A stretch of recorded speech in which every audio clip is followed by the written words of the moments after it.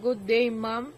Let me introduce myself first. I am Princess Jean Mulato, and together with my group mates Jennifer Matulak and Chris Migalong, we will be presenting a report entitled Energy Resources, Fossil Fuels, Nuclear Energy, and Renewable Energy.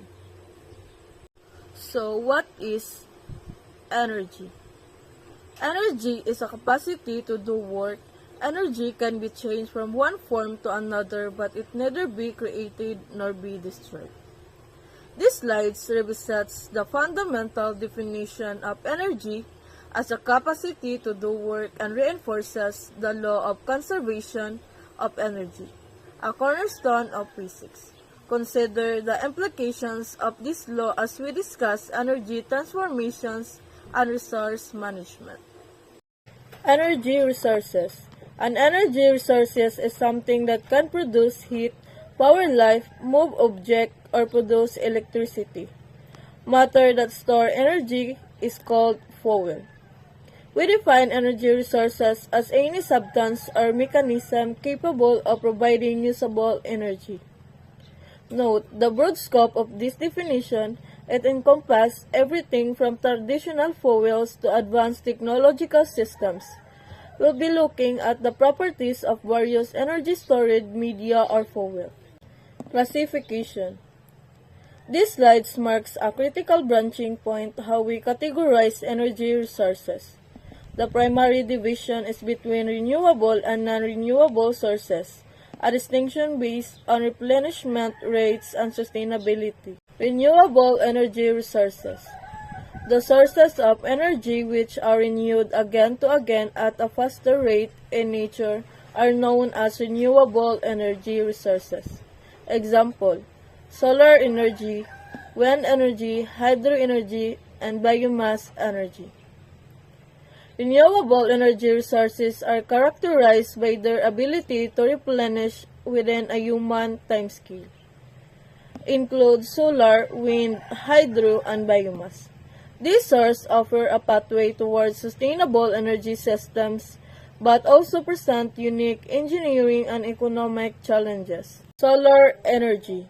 Solar energy is available in large amount because ultimate sources of energy in an ecosystem is sun, thus considered major future sources of energy. It is incident on green plants. They carry out photosynthesis in the presence of CO2, water, and sunlight and make their own food, thus maintain life. Their death produces biomass.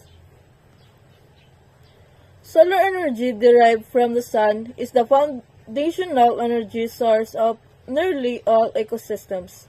This slide highlights its role in photosynthesis, the process by which plants convert solar energy into chemical energy. Solar energy is abundant, but efficient capture and storage remain key areas of research. Wind energy. Wind is allowed to rotate the blades of wind, which rotates turbines to generate electricity. Application: the wind is free, clean, and exhaustible energy sources. It has served humankind well for many centuries by propelling ships and driving wind turbines to grind grain and pump water. Wind energy harnesses the kinetic energy of moving air to generate electricity. While wind is a clean and exhaustible resource, the intermittency of wind patterns and the setting of wind farms are important considerations. Consider the environmental impacts of wind turbine construction and operation. Hydro energy. Water is made to fall from height to rotator, which help generate electricity. Is known as hydro energy. Application: hydropower uses the energy for moving water for a variety of useful applications. Hydroelectricity generates electricity by the gravitational force of falling water. It uses water in dams to drive turbines and generates, which turns mechanical energy into electrical energy. Hydropower utilizes the potential energy of water stored at height to generate electricity. Hydroelectric dams provide a reliable source of power, but also have significant environmental consequences, including habitat disruption and altered river flow. Biomass energy. A renewable resource derived from organic matter like plants and animals, which can be converted into heat, electricity, or biofuels. Biomass energy involves the conversion of organic matter into usable energy forms.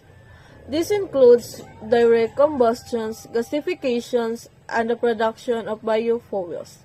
The sustainability of biomass energy depends on responsible land management and efficient conversions technology. Non-renewable energy. These energy resources are formed inside Earth crust at very high temperature pressure, take a very long passage of time in their formation. Thus, they are present in limited amount in nature's reservoir. Non-renewable energy resources are finite and cannot be replenished on a human timescale. This category includes fossil fuels and nuclear fuels, which these resources have historically powered industrial development. Their environmental impacts and limited availability necessitate a transition to more sustainable alternatives. So, good morning, ma'am. What is forest fire? Forest fire are found inside the earth's crust, but they have formed through heat and compression of forest, waste, and other organic matter, which got burned due to earthquake and landslide, and etc. Forest coils are formed inside the earth crust from the remains of ancient organic matter. Over millions of years, heat and pressure transform this matter into colors and petroleum or liquid, and natural gas or gaseous. These fuels are primarily composed of hydrocarbons which release energy when burned. They are found in specific.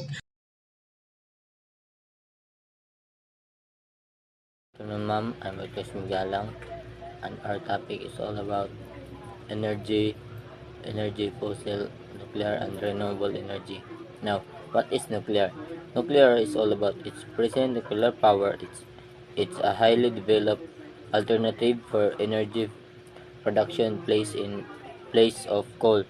Nuclear energy can individual by two parts. The two parts of our nuclear energy is nuclear fission and nuclear fusion. Now, what is nuclear fusion?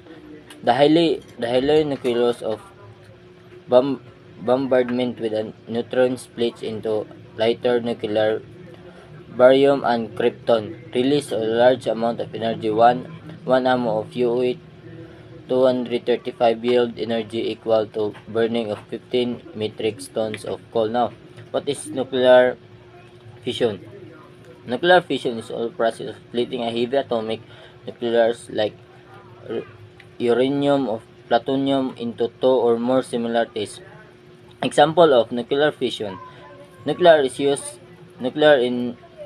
in nuclear power plants and atomic bombs, and common reaction use uranium 235 or platinum 239. Nuclear fusion is an reactor in which two or more atomic nuclei come close enough to form one or more different atomic nuclei and subatomic particles, neutrons and protons, different in a mass between the two product reactants is manifested as the release of large of amount. There are four types of nuclear fusion: deuterium, tritium, helium, and neutrons. Now, the best example of fusion is a nuclear fusion is a process of two light atoms combined to form a heavier atom, releasing a huge amount of energy. This is the same that powers sun and all the stars in the universe.